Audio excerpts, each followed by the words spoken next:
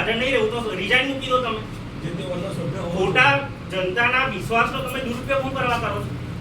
સાચી વાત આપી તો નોટિસ બધાય આજે જેના હાજર હોય એમનો આ મુદ્દો તો બેન હું પહેલા પણ ઉઠાવવાનો હતો, કારણ કે આપણે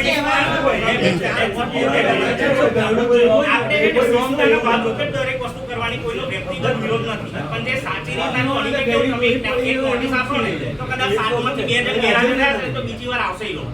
જે હોય છે અને જો નથી જાવ તો પછી ચૂંટણી ટાઈમે તમે ખોટા વોટ માંગવા શું કરવા નીકળી જાવ છો સભ્યો?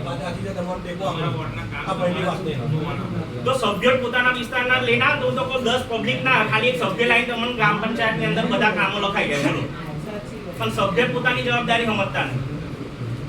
પણ તમે થોડા એક્ટિવ થઈને કાયદાકીય પગલાં લેશો તો લઈ લો જો મને તો કઈ વાંધો નહીં, મારે જોયું તો બધાએ પગલા લેવાની સત્તા, પણ તમે લેતા નથી બેન. પણ એ હું તમારી આપણે નિષ્કાળજી નિર્ણય લઈએ નિષ્કાળજી નહીં ભાઈ. હવે ગામમાં ક્યાં ખોટું ઊભું કરવું ને તે બધું લઈ લઈએ. ના ના ખોટું એની મેં શું છે કે ભાઈ આવતા જે લોકો તમે તમે બધા રાખવાની વાંધો જરૂર ના જ નહીં ગામ હોય તો પંચાયતની ઊભું અંદર. કરું. આજે મેં બીજી વાર જે પણ બોડી એમને ખબર પડે કે તમે આપણે આ કેમ રજૂઆત કરવું. કરી તો હું જરૂર લઈ આવું પગલા. બેન તમે જ આજે ના આવો તો શું થાય? તમને ઉપરવાળા નોટિસ આલે? હાલે ને? હાલે જ ને. તો પછી તમે હા, પણ નીચે જ કરો. તો એ જ વાત કરે એ ભાઈ એમ. બીજી ખાસ મારા જે મુદ્દા છે ને એની મેં એ જ છે સર્જન કે ઉપરવાળા હોય કદાચ તે સીસીટીવીની મનોબળ વાત થઈ. જો કદાચ ગ્રામ પંચાયતના હજુ વિવિધ યોજનાઓ હેઠળ જો ના થતી હોય તો એના યોગ્ય રસ્તા આપણે જ કરવા પડશે. એવું નહીં કે નથી થતું એટલે નથી કરવું, કરવું પડશે આપણે. સીસીટીવી જો નથી થતું એ વસ્તુ નહીં, એના રસ્તાઓ કાઢો અને ના થતા હોય તો આપણે બધા જે પણ અધિકારીઓ હોય ને એમને ભેગા કરીને એના રસ્તા કાઢી સીસીટીવી લગાવો. તો કરાવી દીધી જાય છે. બરાબર. બીજી વસ્તુ ડિજિટલ ઇન્ડિયાની વાત જો સરકાર કરે છે ને તો આપણા ગામમાં પણ વાઈફાઈની સુવિધા ચાલુ કરો. બરાબર. આ મારી વ્યક્તિગત માંગણી છે, એવું નથી કે કરો જ તમે. આ મારા મુદ્દા છે, હું તમને બધા જ વસ્તુઓની અંદર લેખિત તો આપું જ છું, મને રિસ્યુ કરીને તમને કોપી આપી દઈશું. સાથે જ આપણા ગામ પંચાયતની અંદર છે ને વિદ્યાર્થીઓ માટે એક આધુનિક લાઇબ્રેરીની રજૂઆત મારી છે. કેમ કે ગ્રામ પંચાયતની અંદર જો શિક્ષિત લોકો હશે ને તો વહીવટ સારો ચાલશે. બરાબર. લાઇબ્રેરીની વ્યવસ્થા તમે થાય એ રીતના મારી માંગ છે. અને આંગણવાડીના જે મુદ્દાઓ છે એની મેં ખાસ કરીને નાના ભૂલકાઓના શૌચાલય અને જે બહેનો કામ કરે છે ને બેન એમને કે આજુબાજુના ઘરે આપણે વોશરૂમ જવું પડે ને એ બહુ દુઃખની વાત કહેવાય. બરાબર.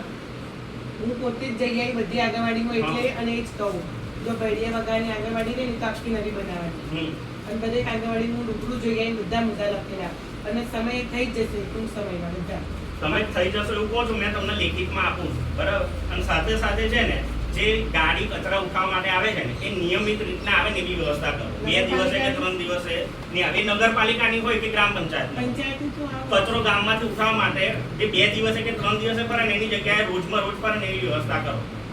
બરાબર. અને જેટલી સ્ટ્રીટ લાઇટો છે ને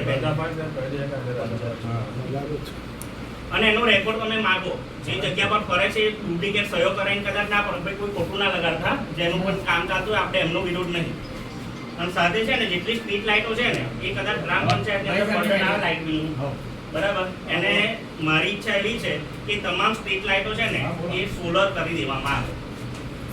સોલર પર ચોમાસા હા હા એટલે આ તો એક છે એ નથી એના કારણે તમે તમારી રીતના કદાચ. અને મારા સ્મશાન જે અનુસૂચિત જાતિની વાત કરી એવા તમામ સ્મશાનો જે છે ને અત્યારે પેલા પાટેવાળો મુદ્દો ચાલ્યો છે. બરાબર.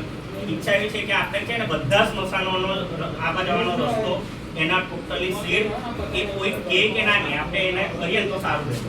કેમ કે ચોમાસાની સિઝનની અંદર કોઈ જગ્યાએ કોઈ સમાજનું મરણ થાય અને કોઈ પલરીને ત્યાંથી બોડી લઈ જાય ને એ આપણે નથી અનુભવ. બધા સમાજની વાત કરું છું, બધા સ્મશાનોની વાત કરું છું. બરાબર છે.